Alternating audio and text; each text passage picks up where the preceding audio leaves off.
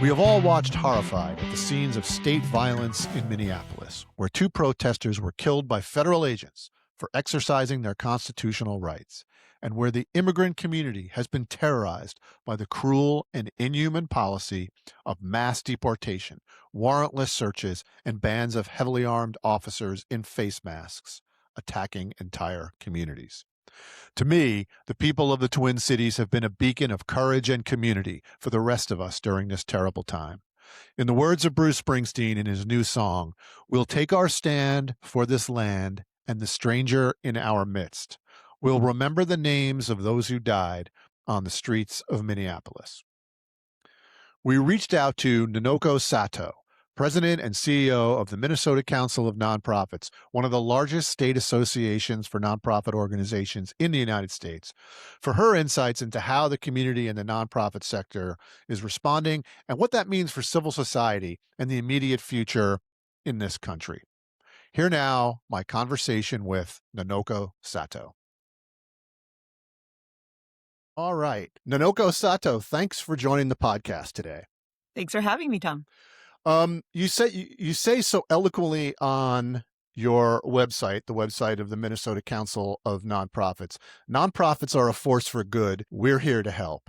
And from my perspective, Minnesotans are standing up for all of us, both in the sector and just nationally as a people.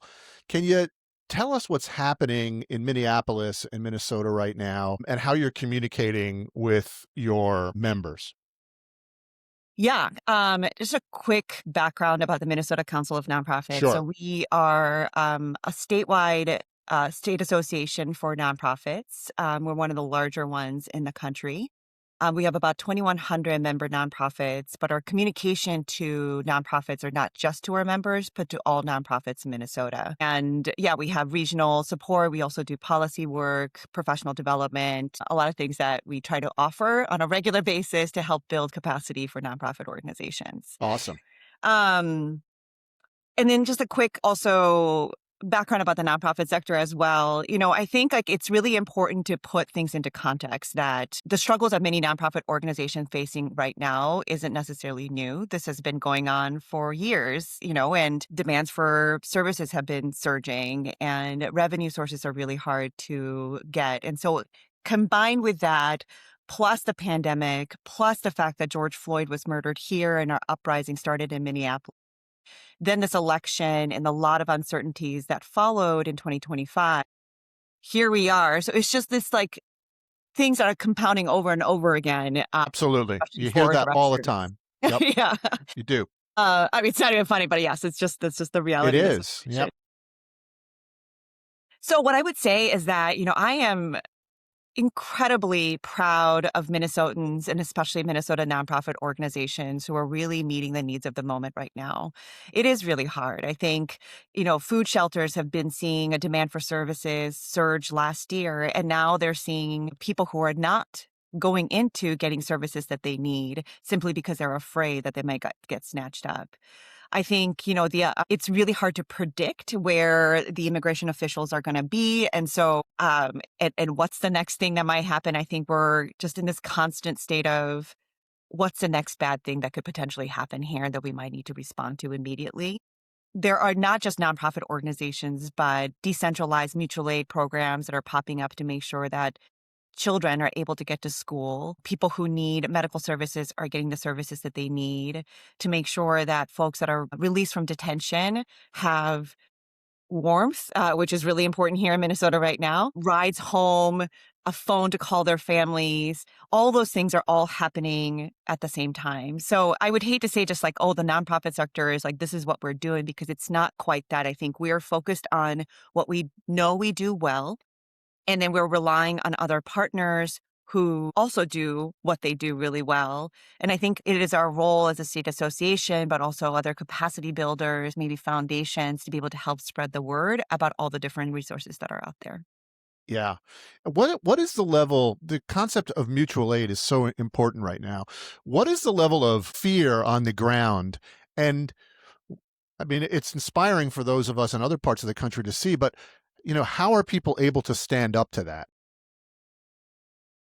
Well, I mean, again, like we're really proud to be Minnesotans. I think we have a muscle memory here. We have been organizing, especially in the past 5 years. We learned a lot through the uprising after George Floyd was murdered here, COVID, all those things. So I think we have these muscle memory that's really been built in. The fear is palpable. I'm not going to like minimize that. It is scary. We don't know exactly who's going to get picked up, what families are going to be impacted, who's going to be going hungry or homeless. I mean, we're about to reach the end of the month where rent is due. So, how many folks might be evicted because they haven't been able to work because they were too afraid to go work? I think small businesses are obviously very struggling, especially in immigrant corridors right now, right? We're not going to back down. I think this is a state where we deeply care about our neighbors. I am not going to pretend to say that Minnesota is perfect in any way. But one thing I have seen is our neighbors deeply caring for each other, regardless of race, background, immigration status. It is extremely heartening to see people who feel that they have some sense of privilege to go out there with their own bodies to help protect immigrants and making sure that neighbors are alerted. There's really amazing organizations that are teaching individuals how to be a legal observer. And those trainings are just selling out. Selling out is not the right word because they're not charging for it, but it's just completely full and you can't get in anymore. And that's happening all throughout our state. So I think that, we are a state filled with people who understand and really with our own eyes are seeing how much injustice there is happening here. I mean, our constitutional rights are being violated. So, what are you hearing from the sector, from people who are doing all of this community work, trying to work together about people's emotional state in the communities that are affected the most, and how are frontline workers? So many folks in the nonprofit sector are frontline workers. How are they affected by this crisis?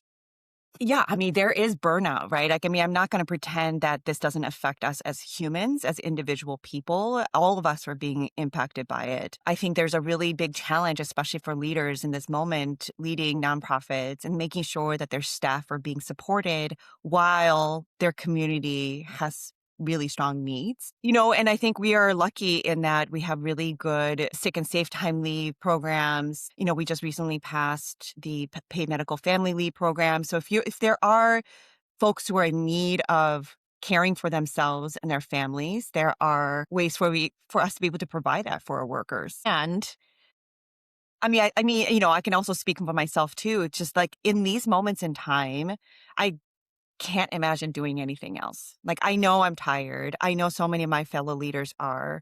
I think we're having a really hard time trying to navigate both like how we're feeling individually and how we need to show up as leaders. But I also see the resolve. Like it's a really strong resolve from people who are on the ground trying to help support community right now. Whether that's good for their health long term or not, I think it's to be determined. Of course, frontline workers, social workers, mental health professionals, teachers, workers, like they're all struggling in their own way right now. But one thing I haven't necessarily seen, and perhaps it's a Minnesota thing, is people aren't complaining. It's not a complaining thing. We're not going to voice that. We're going to hold it deep down inside somewhere, and maybe we'll release it later during our therapy sessions. But what I'm seeing are the courageous acts of people and workers who are standing ground, making sure that people who need support are being helped. I think we are trying to use all of our privilege in the best way that we can, and trying to fill holes that are needed to be filled. So I don't see anybody honestly like complaining. It's just we just sense a sheer exhaustion across the sector, but also within other Minnesotan communities. But I have no doubt that we're not going to stop providing support that our communities need. It's inspiring to the rest of us. How aware? Of course, you are aware, but how does it feel to be the center of attention, really, but also a kind of a symbol of hope for those of us who do not want to see an authoritarian future for this country? I think I mean, perhaps like because we're like a bit of a humble people, but I don't necessarily see this as like, oh, look at us. Like we've had this moment before, certainly as George Floyd was murdered here, the uprising happened here. So the world's eye was on us too. But this can happen anywhere, and we know that. And so part of the work that we're trying to do at the Minnesota Council of Nonprofits is to make sure that not only do our nonprofits have the resources that they need as businesses, but also as frontline workers. We want to make sure that this resource is also being shared to other states who might also be going through the same thing at some point. This isn't just unique to Minnesota. I think what makes us unique is that, it is cold season. It is extremely cold here. And it's just a sheer fact that 50,000 people showed up in sub-zero degree weather. It was like -20 that day to show, demonstrate solidarity with our communities. Like that, if that it shows anything about who we are as people, I don't know how else to demonstrate that. But I don't think we're taking this as like, oh, please look at us. But if anything, like if there's anything that other states, other cities can learn from us, like let's share resources, make sure that we are all prepared. And, if there's anything that we can provide resources for, we're here for that as well. Absolutely. I mean, I think one of the things to share, and of course, it's not something that can be fixed overnight, is that you do have strong institutional strength and a framework of support in the communities there that it sort of is a model, really. For I'm in New York, so we have pretty strong institutional strength here, but so many places do not. And I don't think people realize that that doesn't necessarily spring up overnight just because there is a crisis. Plus, your idea that you have muscle memory from previous events, previous crises and challenges, and that your communities and organizations are kind of used to working together so that there is this sort of cross-sectoral aspect to it. That's so important. And I think that many people who work in our sector, generally speaking, civil society, should understand that institutional strength really, really matters when things like this happen. Absolutely. And I think that's also part of our messaging here is that yes, it is a crisis right now, but when it's not a crisis, the time for us to be able to make sure that we're putting in the support for organizations to develop their foundation and make sure that our boards are strong and understand what's going on and can really advocate on behalf of the nonprofits that they serve. That nonprofits really understand, and put together their policies and procedures that help them kind of sustain through these moments because we know that this isn't just one crisis. This is going to happen again and again. And we want to make sure that nonprofits are here to provide support whatever happens next. I think I would also add too that, I'm very fortunate to be part of the network with the National Council of Nonprofits. So we get to work with other states. And yes, like there are differences in terms of how states are responding to this moment. But every single place that I have visited, regardless of whether they are leaning red or blue or purple like us, there are people on the ground who are doing the work. It's just there isn't one right way to meet this moment. And so I have been actually really inspired by meeting folks from outside of Minnesota who are in their own way, resisting and providing support and doing what they can with what's under their control to make sure that they are also going through this moment as well. So, yes, like I'm very proud of Minnesota, but I'm also proud of other states and people, the individuals who are there Yeah, leading that work. absolutely. And you mentioned 50,000 people out in the streets in essentially 0-degree weather, and also all the people who are doing that, but also continuing to do their jobs in providing frontline services and in doing the work that has to get done. That is, and they may get fatigued over time, but I mean, that is just as important to have that strength, that institutional and sectoral strength that just keeps on going during Yeah. times like this. No, I was just like, I was hearing about this couple who's like in their 80s, and they can't go out in the cold and they can't stand for really long periods of time. But one thing that they can do is to, help bring food to their neighbors or, drive somebody around. So I think like everybody, I wouldn't say everybody, but like a lot of folks are doing what they can during the time that they do have, whether there's our parents picking up their children. So instead of just picking up their children, they're also picking up, their children's friends whose parents might be afraid to like leave their homes. Yeah, I think it's a communal thing. And I don't think it's necessarily unique to moments of crisis. It's just been much more amplified in these moments in time. But I am and that's I think just seeing people who are immediately congregating around any presence of ICE and making sure that they're being, they're observing legally and, exercising their constitutional rights. Yes. It happened so quickly and so immediately. It's really beautiful to see. I mean, it's been likened by some of your elected officials to an invasion, from out of state, and in some neighborhoods, it must have felt exactly like that. Absolutely. I mean, there are corridors, immigrant corridors where we don't see people outside. Again, like small businesses, especially those that are owned by immigrants or people of color, they are struggling severely right now. Uh, and in particular, our Somali refugee population was initially targeted by the federal administration. And we are also seeing the Somali community members coming out in solidarity with the protesters and passing out hot foods to make sure that, protesters are feeling warm and make sure that they have good food to eat. There's both a sense of courage and resolve in that immigrants do make this country and our state Yes. great.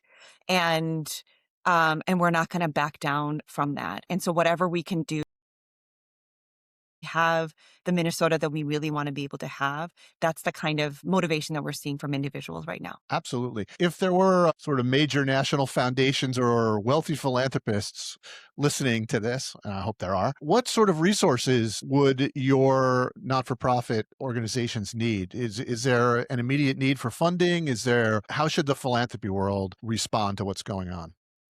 Yeah, I think one of the things that's really beautiful about some of the organizations here are that, yes, money is always needed, unrestricted, multi-year, something that will get us through not just this Two very moment, important but terms. yes.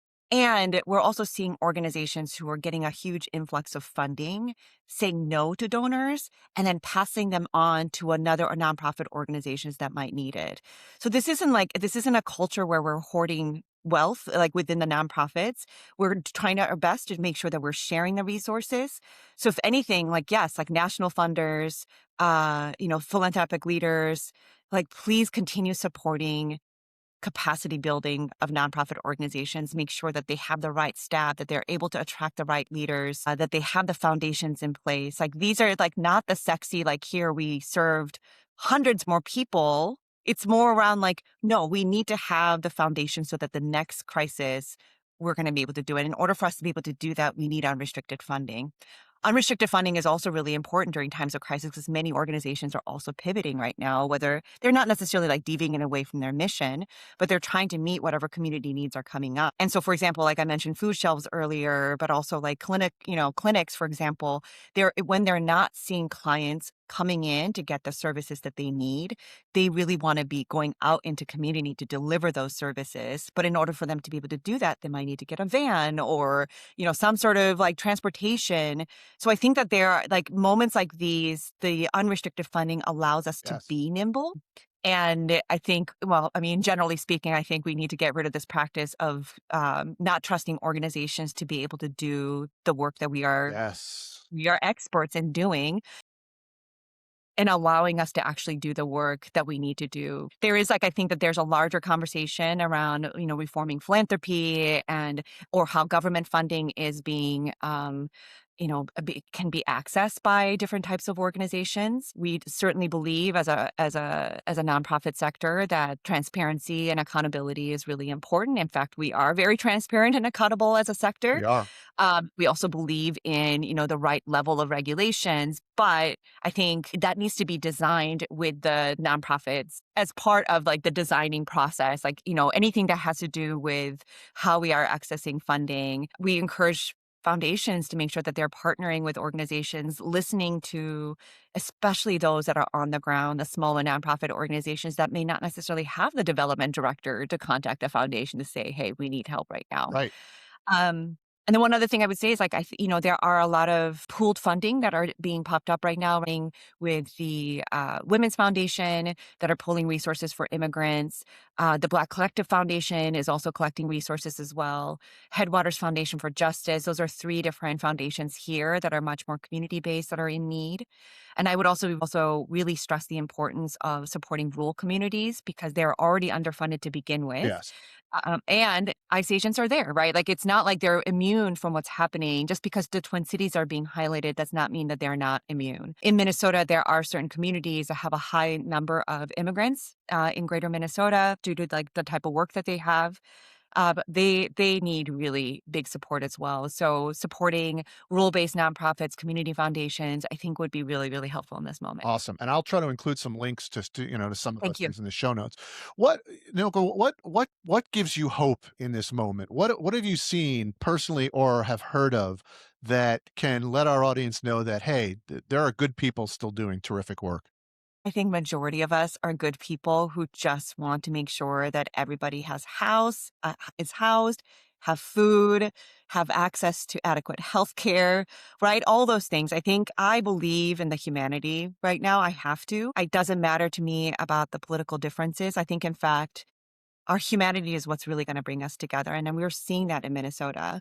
And like I said, we're not, just because our, governor is Democratic does not mean that we all are. I think we all have a wide range of views and perspectives and political opinions, and political, leanings, and at the fundamental, like, aspect of it, it is really around our neighbors, making sure that our neighbors are taking care of each other and making sure that everyone can thrive. So I'm holding hope to that. I am also just people who, really like, I mean, I'd had people who are just like, I don't know what to do in this moment. And they're finding ways to figure out ways to contribute to what they can do, whether that's a small amount of money that they're giving, or, they're taking diapers that their kids are using because they don't need it anymore and donating as much of that as possible. Understanding that, yes, food is really important, but so are culturally specific foods. And so folks going out to, ethnic like grocery stores and buying out noodles and rice, tortillas, things that like is really important to our immigrant communities. So everyone is contributing in their own way. It is hard, but I think in times when things are really hard, we begin to see the good in the people and the communities that we're a part of. And I am so grateful to be here for that. One final question. When people around the country see two people killed for exercising their constitutional rights, and also, frankly, the victimization of children in this entire process, and they're all, there recording and sort of telling the world what's going on here. And to your point earlier, I've seen some videos of people who would either be non-political or not on the same side as the Democratic governor out there speaking on video, just outraged. And it's usually around something happening on their street or in their neighborhood. And they're like, this is not going to stand. I cannot, I don't do this, Yeah. but I'm doing this now. I think that spirit can be a contagious thing. And I know you're right in the center of it right now, but how do you feel about that? That to me is something that is an important aspect of this. Yeah, and I understand the fear, right? And I think that people don't necessarily wanna stick their necks out at this moment in time, and I totally understand as well. Or they wanna, like, double down on, like, "This is what I believe, and this is what's right," perhaps. But at the same time, you're right, like, you cannot escape the images, of what's happening on the ground. In it, even if you're, like, or what's happening in your own community. So whether you're a person just like, yes, like I care deeply about everyone and you want to include everybody, and make sure that our borders are open, all the way to people who are like, no, absolutely not. We need, strong immigration reform. Regardless of where you are on the spectrum, you can't avoid seeing what's happening, the dehumanization of people who are being harmed right now. And then, you mentioned the two protesters who were killed recently in Minnesota. Yes, like their names and their memories and what they stood for are really important. And it's also really critical to remember that they're not the only two people who have been killed during this time, Indeed. or people who have been harmed. And many of them are people of color, many of them people who are, who may not necessarily have the status, the immigration status, but they're still humans living among our community. And so I think it's really important for us to continue to note that, there was a Venezuelan man who was also like shot in the leg. And there are people who have died in detention. I believe, like, I think there was like 9 people were listed Yes. under detention, right? Mhm. So I wanna make sure that those, the memories and of those people are also being honored, and I think we're Absolutely. seeing it. And Mhm. the conditions of detention are terrible all around the country. I mean, that's a human rights abuse, Exactly. to what the whaling. Nonoko, thank you so much for joining us today. It's been an Thank enjoyable you for having me. conversation, and keep keep up that fight. It's so inspiring to the rest of us. Appreciate it. Yeah, thank you so much. Sure. Take Thanks. care.